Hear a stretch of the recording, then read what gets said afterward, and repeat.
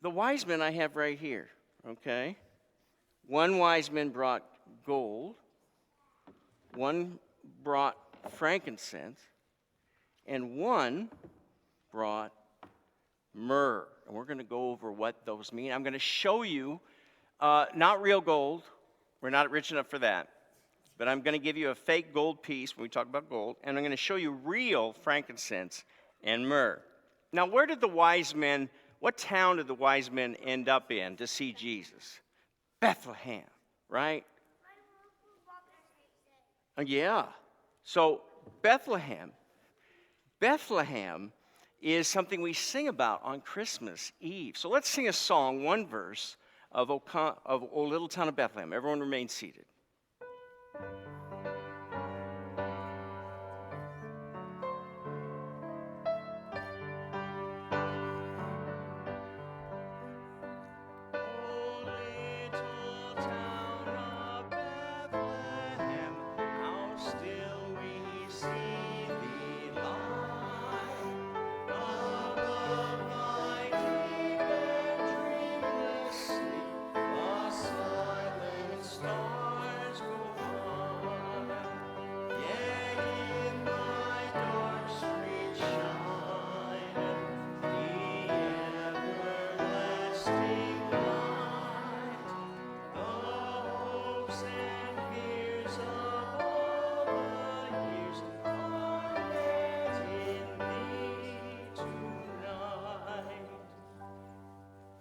Lesson talks about the wise men. Let me read it to you. It's from Matthew 2. In the time of King Herod, after Jesus was born in Bethlehem of Judea, Magi, that's wise men from the east, came to Jerusalem, asking, "Where is the child that is born the King of the Jews? Where's Jesus? For we observed his star." Remember, the wise men followed the star in the east and have come to pay him homage. When King Herod heard this, he was frightened because he didn't want to be replaced by Jesus, and all Jerusalem with him. And King Herod called together all the chief priests and scribes of the people, and he inquired of them where this Messiah was to be born. They told him, in Bethlehem, right? That's what you mentioned. In Bethlehem of Judea. For it has been written by the prophet. Hundreds of years earlier, they predicted Jesus would be born in Bethlehem. And you, Bethlehem, in the land of Judah, are by no means least among the rulers of Judah, for from you shall come a ruler who is to shepherd my people Israel. And Jesus ended up being a great shepherd to us. Then Herod secretly called for the Magi, the wise men, and learned from them the exact time when the star appeared. Now, we know later, by the way, how long had they been traveling? Can you guess? 2 months? No, it's 2 something, 2 blanks. 2 weeks? No, 2 years. 2 long years they traveled. That's amazing. They sent him to Bethlehem, saying, "Go and search diligently for the child, and when you have found him, bring me word," King Herod said, "so that I may also go and pay him homage." When they heard the king, they set out, and there ahead of them went the star they had seen in the east. It reappeared until it stopped over the place where the child was. When they heard that the star had stopped, when they saw that the star had stopped, they were overwhelmed with joy. They went, "Ah!" On entering the house, they saw the child with Mary, his mother, and they knelt down and paid him homage. Then opening their treasure chests, by the way, it's not just 3 wise men maybe, it may be 6 or 10 or 20. We don't know, it doesn't say. Opening their treasure chests, they offered him gifts of gold, frankincense, and myrrh. And having been warned in a dream not to return to Herod, because he was evil, the wise men left for their own country by another road. So Herod at first didn't know what was going on, and that's a good thing. So let us sing our song today. We call it We Three Kings, and these are wearing crowns, you know. But they were really first and foremost wise men. And we call them kings partly to we know that the Messiah was visited by kings. So they were kings of knowledge. They were kings of the head and heart. They knew exactly what was going on. They listened to God, and that's why we call them kings. So let's sing the first verse of We Three Kings. We three kings of Orient are, bearing gifts we traverse afar, field and fountain, moor and mountain, following yonder star. Oh, star of wonder, star of night, star with royal beauty bright, westward leading, still proceeding, guide us to thy perfect light. The first thing we're going to talk about is the star even before gold. And do you see a star anywhere here? Where? Right. Where else? Is there a star on the tree? Nope, there's a star not on the tree. There's a star on the candle. That's neat. So, you know, the star was very important and it was sent by God to lead the wise men to Jesus. So we're going to talk about gold first. Is gold something that a lot of people want? Why? Valuable. You guys said it at the same time. It's valuable. Why is it valuable? You can purchase things with it, right? You know, if you have a lot of gold, you can use it to buy a lot of things, yeah? There's not a whole lot of it. Now, why did they pick gold? Why did we all pick gold as the big deal rather than any other metal like silver or copper or any others? Why? Okay, so there's less gold. How it's, you know what, something about gold, unlike anything else, any other metal, is that it doesn't rust and it doesn't tarnish. So if you have some gold, it will remain valuable no matter how long you have it. And just like gold is pure and doesn't rust or tarnish, Jesus is pure. And his love for us doesn't rust or tarnish, okay? And because he has no sin, he's pure himself. And like gold, he's powerful. He's very powerful. So notice that this king has gold in there, among other things. Now, I want each of you, I'm going to have you pass this down. Here's one for you, Max. And these are fake, but I want you to have one to remember. Now, pass this down this way. Take one for yourself. It's a piece of gold. And so you have it to remember this worship service, okay? And people still wonder whether they should purchase gold or not. And gold is a beautiful thing that has decorated many wonderful things. And it's been that way for a long, long, long, long time in history. I remember I saw back in 1977 or 78, they had the Pharaoh King Tut exhibit in Chicago. And there was this very beautiful, please don't play with it, very beautiful mask over King Tut's skeleton. And they showed just the mask, and it was this hammered, beautiful, pure gold. It's amazing. So each of you did get some gold? Okay, almost. There you go. So let's sing that verse about gold.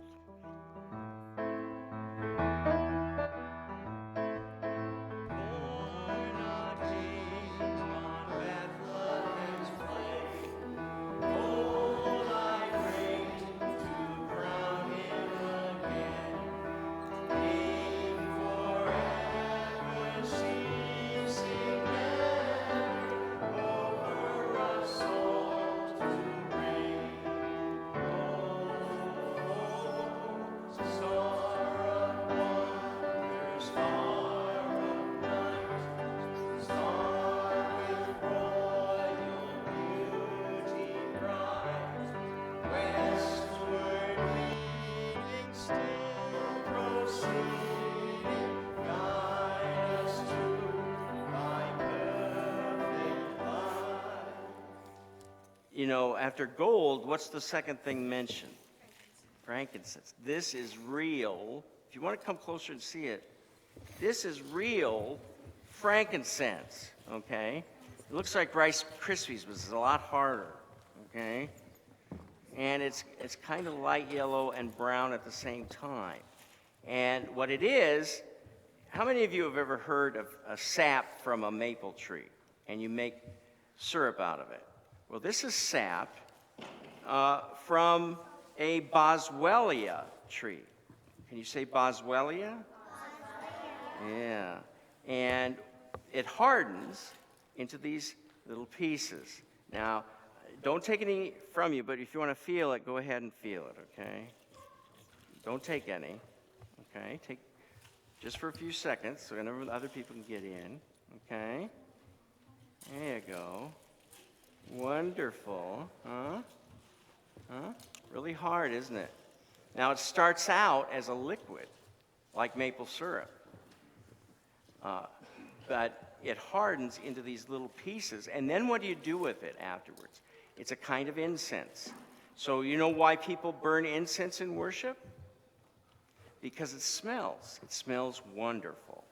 And it lets people know that what they're smelling will remind them of God's presence. They don't see the smell. Just as you don't see the smell, but you still smell it, you're supposed to remember that God is present, even though you don't see God. Okay? Now let's sing the next verse about frankincense. And stay up here, because I'm going to show you. Frankincense to offer am I, incense owns a deity nigh, prayer and praising always, worshiping God most high. Oh, star of wonder, star of light, star with royal beauty bright, westward leading, still proceeding, guide us to thy perfect light. Frankincense and myrrh have something in common. They both are like sap that comes from a tree-like or a bush-like thing. Now, this is the name of the bush that the myrrh comes from. Can you say commifery? Commifery. Isn't that strange? Now, I can't, it's hard to touch this because it breaks up really easily. But let's first of all have you touch this on the top. Just touch it. Let's keep it in my hand. Okay. Keep it in my hand. You want to touch it? There you go. See? It's softer than the frankincense. Just touch it. There you go. I didn't. You didn't? There you go. Just touch it. Just touch it. There you go. Just touch it gently. Okay? Anyone else? Will you see this? It's brown, and it looks like wood, but it isn't. And they also burn this to make it into a liquid again, a salve. Has your mom ever put a salve on you? No. You know, it's supposed to. It's like a lotion. So they burn this and they put it on a dead body, like they put myrrh on Jesus' dead body when he died on the cross for us. You see the cross over there and the crown of thorns? Jesus died on the cross for us, and somehow the wise men knew this. So kind of to prophesy of Jesus, that he would die for our sins and be our Savior, they gave myrrh in addition to gold and frankincense. And that's kind of an amazing, amazing God thing. Okay? So you put it on, you know why you put it on a dead body? To help preserve the skin. Okay?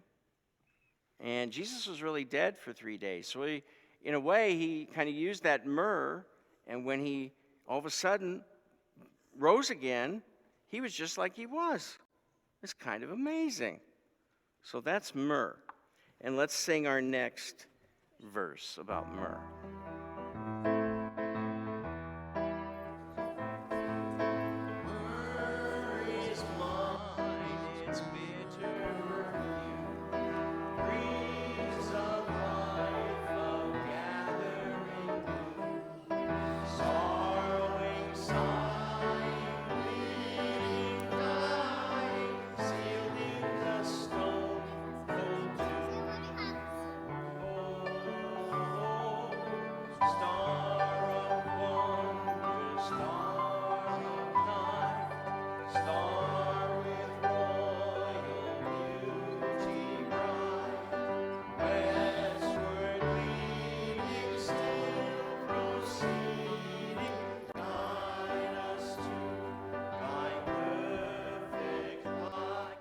Guide us to thy perfect light.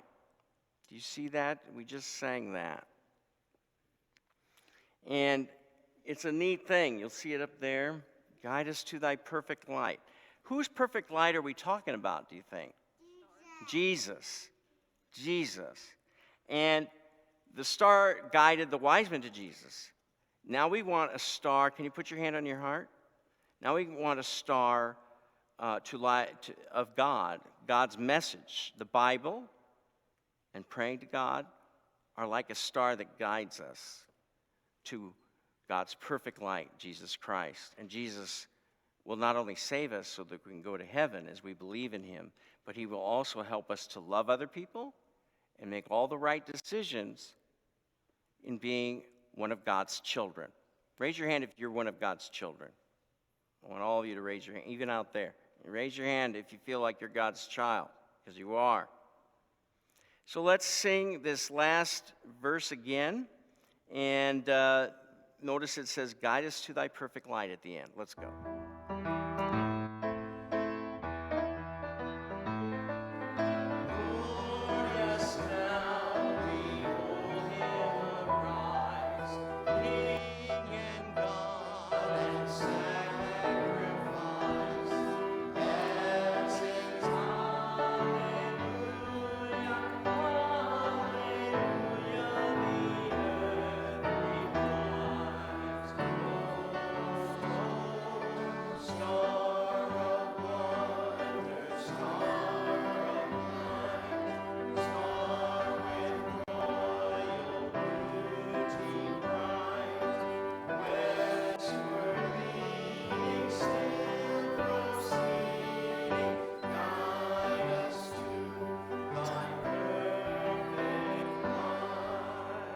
We're about to sing to our perfect light, the baby Jesus, as we sing, away in a manger, no crib for a bed. Kids, you may go to your seats now before we sing together. And thank you so much for coming up here and listening to me. Let's all sing away in a manger.